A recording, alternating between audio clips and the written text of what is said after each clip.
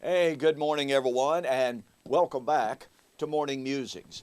My name is Don K. Preston. I am the president of Preterist Research Institute of Ardmore, Oklahoma. I appreciate you being with me here on Morning Musings, and I hope that you have been really looking into the scriptures as I have been sharing with you the challenge of Christ. Very, very briefly now, what is the challenge of Christ?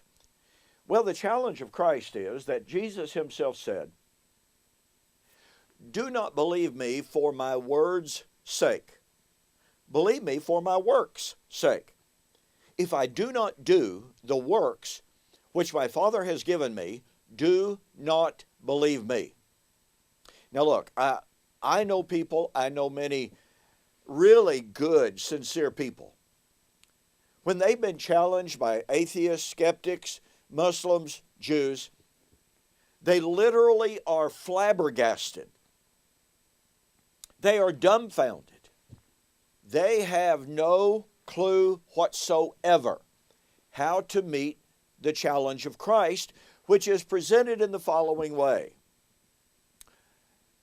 The Muslims, the Jews, the atheists, they all tell us it's more than clear that Jesus predicted his coming in judgment, his coming on the clouds of heaven, his coming with the shout, his coming with the angels, his coming in flaming fire, was going to be in the first century generation. Well, listen to me. Even Christian theologians, noted, famous, scholarly and academic theologians have said, such as Rudolf Bultmann did, every schoolboy knows that Jesus predicted that the end of human history, the destruction of the earth, would take place in his generation, and every schoolboy knows it didn't happen. History continues.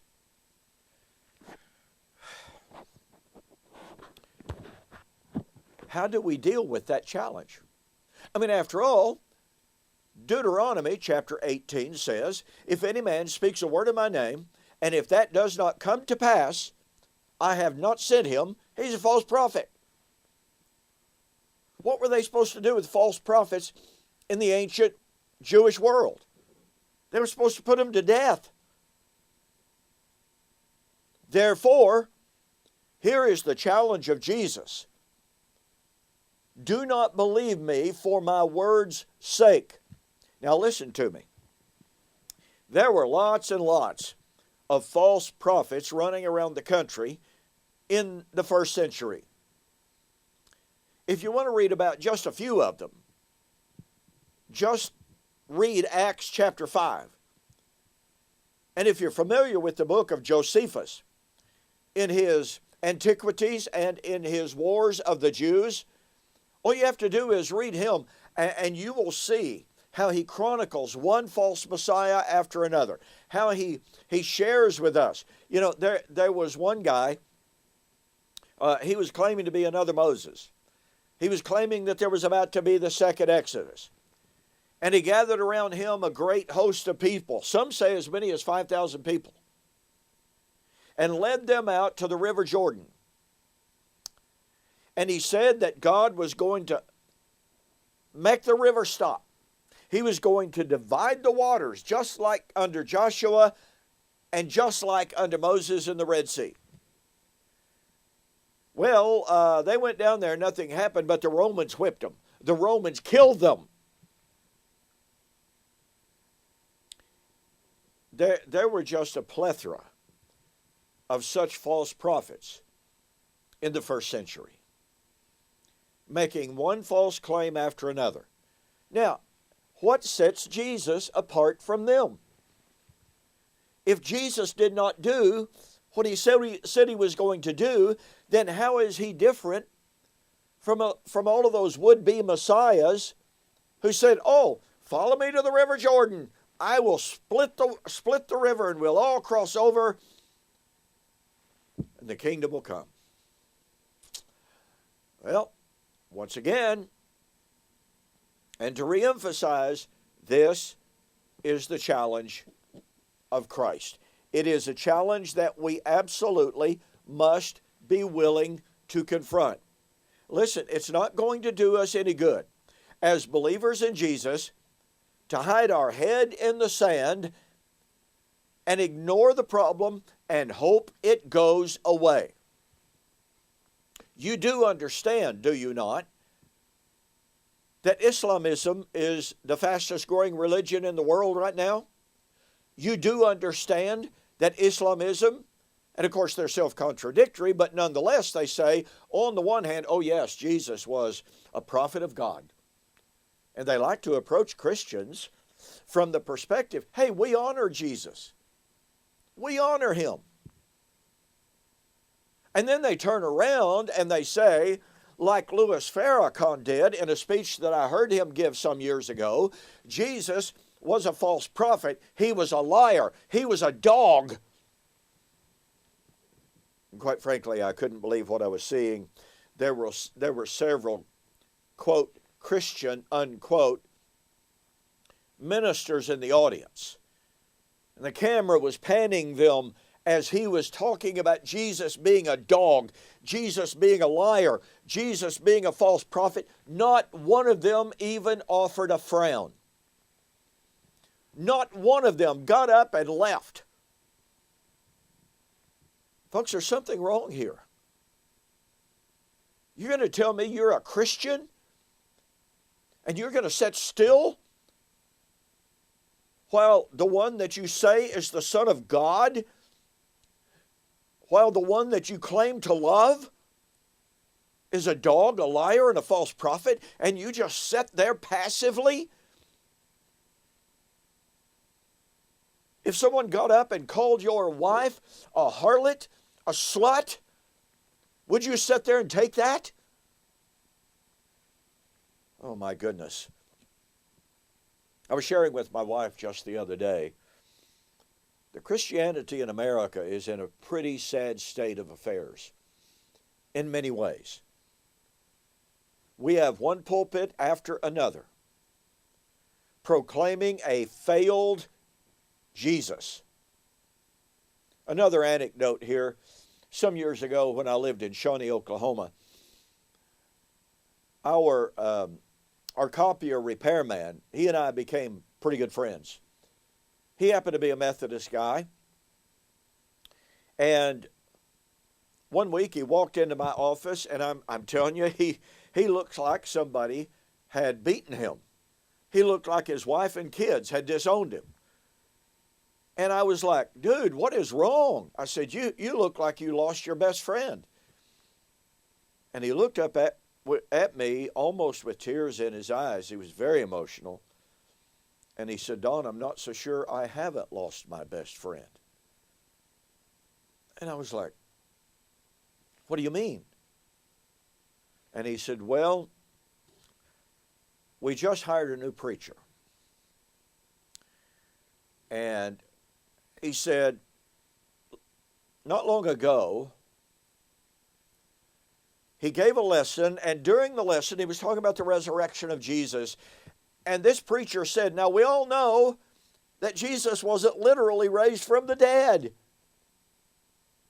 And he said, it absolutely blew my mind. And I'm looking around at people in the audience to see what kind of reaction the comment got. And he said, the preacher continued, the evidence does not show that Jesus was raised from the dead. The testimony about his resurrection is false. But hey, what really, it doesn't matter if Jesus was actually raised from the dead. All that matters is that we believe he was. And of course, I'm sitting there going, that's some of the most illogical verbiage I've ever heard in my life. It doesn't matter if he was raised. It only matters if we believe that he was. And I said, well, okay, and so what's happened? He said, well, I sat there completely, totally stunned. And as I looked around, there was not a single person that was shaking their head. And he said, I was pretty vocal. He said, I turned to my wife and made a comment or two out loud. And he said, no one seemed to be upset. And he said, a week or so after the sermon, I happened to encounter the preacher in the hall before services, and I said, hey, I was just wondering, a couple of weeks ago you were talking about the resurrection of Jesus, and you said that Jesus wasn't actually literally raised from the dead. And he said, I was just kind of wondering what kind of response you got from that lesson. And he said the preacher was going, oh, absolutely fantastic. Everyone thought it was great. And my friend said, do you mean to tell me not one person objected? And he said, oh, absolutely not. Not one person said, hey, dude, Jesus was raised. And he said, I have to admit, I just walked away shaking my head. Do you see how absolutely illogical the preacher's claim is? It doesn't matter if Jesus was actually raised from the dead. All that matters is that we believe that he was. You know, folks, that's kind of like saying, you know what? It doesn't really matter if I have $1 million of cash in my bank account. Doesn't matter if it's really there. All that actually matters is that I believe that I do. How ridiculous. How illogical. If you acted upon that belief, you'd soon be bankrupt, wouldn't you? Okay, well, Paul said in 1 Corinthians chapter 15, 12 and following, if Christ be not raised, then your faith is in vain. If Christ is not raised, we are found to be false witnesses. Witnesses of what? His resurrection.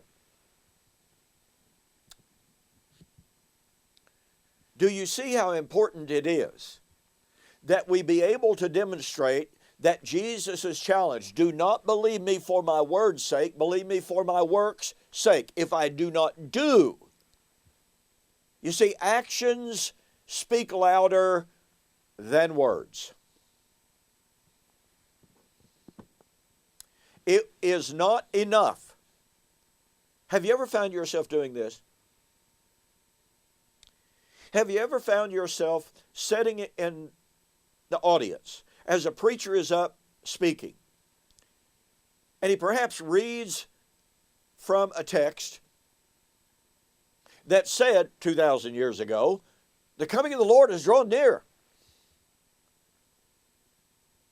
And as the preacher read it, or as the preacher quoted it, you're going, wait a minute, that was written 2,000 years ago.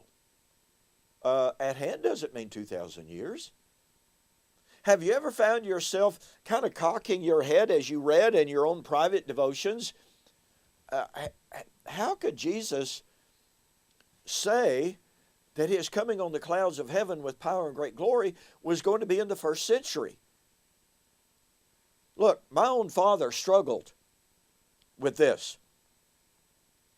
As a young man, some of my memories are that every Sunday afternoon, my father, my brother-in-law, my oldest brother would gather in a side room. We'd all get together, and eat together on Sunday afternoon. And after the meal, my father, brother-in-law, and oldest brother, they would get there in a side room and they'd talk Bible. And I well remember, even as a young man, I'd slip in there and I'd listen a little bit, but of course I had crawfish to catch and pollywogs, and I had football to play, so I wouldn't stay very long, but I nonetheless remember my dad saying, as they would read Matthew chapter 24, 29 to 34, where it would talk about the coming of the Son of Man on the clouds of heaven with power and great glory, the sending forth of the angels with the shout and with the sound of a trumpet for the gathering of the elect. And my dad would go, now, I know that that's a prediction of the coming of the Lord. But then he would read verse 34, verily I say unto you, this generation will by no means pass away until all of these things are fulfilled. And my dad would say, wow. Look, I know Jesus predicted his coming, and I know he said it was going to happen in that generation. I know he didn't come in the first century, but there's got to be an explanation for it, and I don't know what that explanation is. I don't know how to explain that. I would have given anything had my father lived long enough for me to be able to share the things that I've discovered since his passing. Because he was an honest man. He was a man who loved the truth and loved the Bible. He would have grasped and grabbed hold of what I've been sharing with you over these last several months. He would have rejoiced in the fact he doesn't have to read Matthew chapter 24, 29 to 31, and then verse 34 and go, I don't know how to explain that. Because he would have the explanation. Now then, I've been sharing with you the Old Testament prophecies that define the day of the Lord. In one text after another, we have engaged in solid exegesis, sound hermeneutic, demonstrating that the day of the Lord in the Old Testament was a time in which Yahweh, enthroned in the heavens, would exercise his sovereignty, and he would use this nation over here to judge this nation, this kingdom over here. When he, through his sovereignty, brought this nation to judge this nation, it was said that he came. He came on the clouds. He came with flaming fire. He came with the angels. He came down out of heaven. And yet not once did Yahweh ever appear visibly, literally, bodily, on a literal cumulus cloud or literal flaming fire or a literal shout of an angel. Not once. Why is that important? Because Jesus said, Matthew 16, 27 and 28, which is going to be the focus of our discussion this morning and later, the Son of Man will come in the glory of the Father. What's that mean?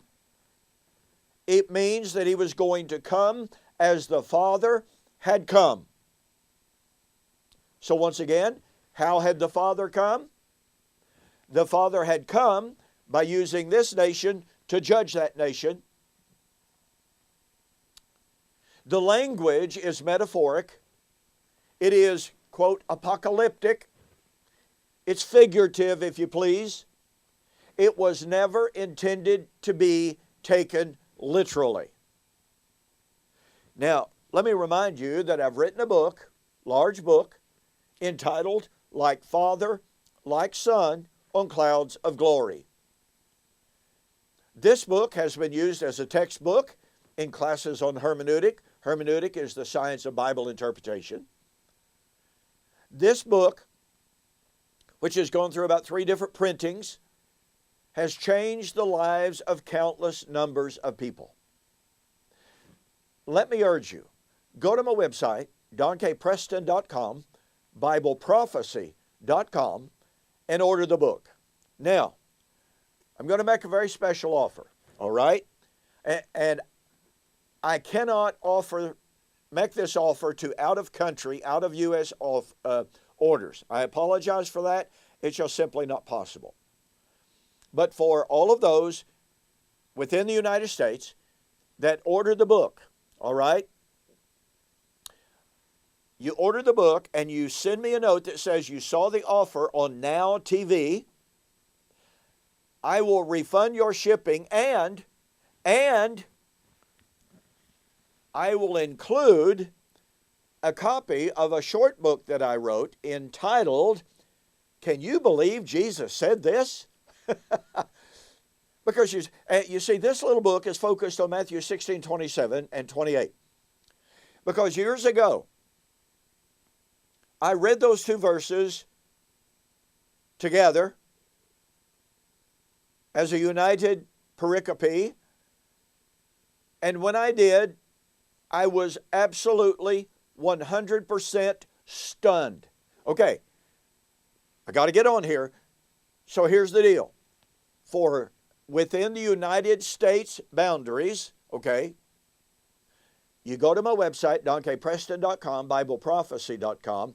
You order the book, Like Father, Like Son, on Clouds of Glory. You make mention that you saw the offer on YouTube or Facebook.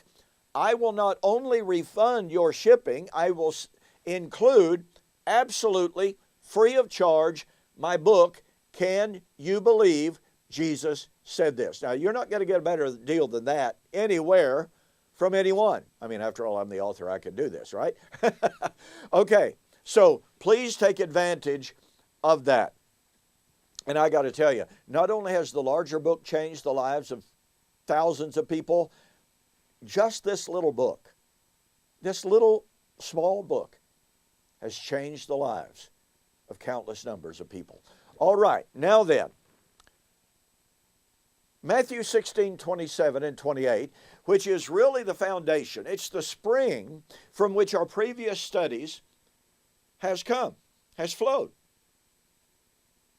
Jesus said, "The Son of Man will come in the glory of the Father with his angels, and shall reward every man according to his works. And verily I say unto you, there are some standing here which shall not taste of death until they see the Son of Man coming in his kingdom." The Son of Man will come in judgment with his angels, and verily I say to you, some standing here will not die until they see the Son of Man coming. Do you see the challenge of Christ? Let me ask you a question. Do we have any 2,000-year-old folks running around in our world today? It's not a facetious question. I mean, Jesus said some of that audience standing there with him that day. And by the way, according to the parallel passage in Mark chapter 8 and then into chapter 9, there was a huge multitude present that day. So Jesus, speaking to a huge multitude, said some, which means not the most of you, only some of you. Most of you will die, but some of you will not die until you see the Son of Man coming. Now, I have to tell you, in my years of growing up as a young man, I would hear preachers that I really respected. They would come to these verses and they would go, now, we shouldn't be troubled by these verses. It sounds like verse 27 and 28 go together, but they really don't. Because verse 27 is talking about the end of time. Jesus coming when the earth and all of the elements therein are burned up. So verse 27 takes us forward, no telling how many thousands, maybe millions of years, to the so-called end of time. But in verse 28, Jesus speaks of an event that's only about, 6 or 7 months away. Really? And as I mentioned to you a moment ago, years ago I was sitting in my study. I had my Bible out, had my Greek text in front of me. And I read those verses as if they were united. I just read them through. And I was like, Holy cow! I mean, that was stunning. So I looked at the very beginning of verse 28. Verily I say unto you.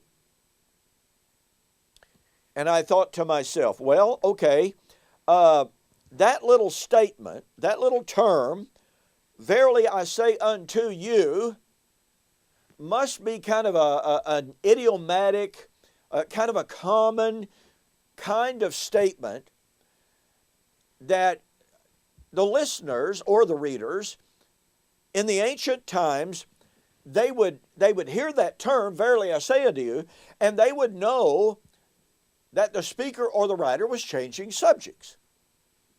That's what I thought. I thought, well, that's got to be the case.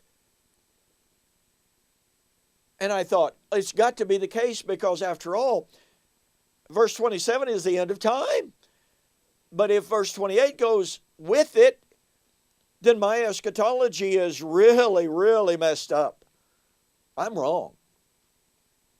Therefore, that term, verily I say unto you, has got to be a dividing term.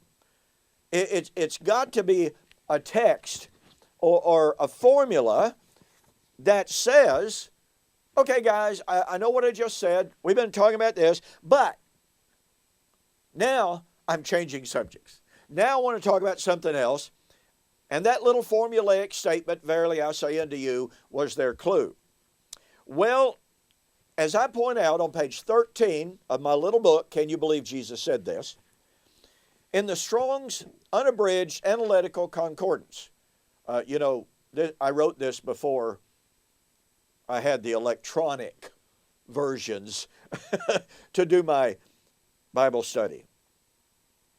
I discovered that the little term, verily I say unto you, is from the Greek term, amen, lego, humin. And here's what I found. Not once, do you hear me? Do you catch the power of this?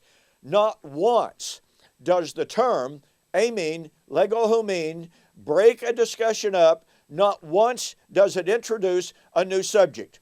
Instead, it calls attention to what is about to be said that will emphasize what has just been said. And we're going to talk about that next week.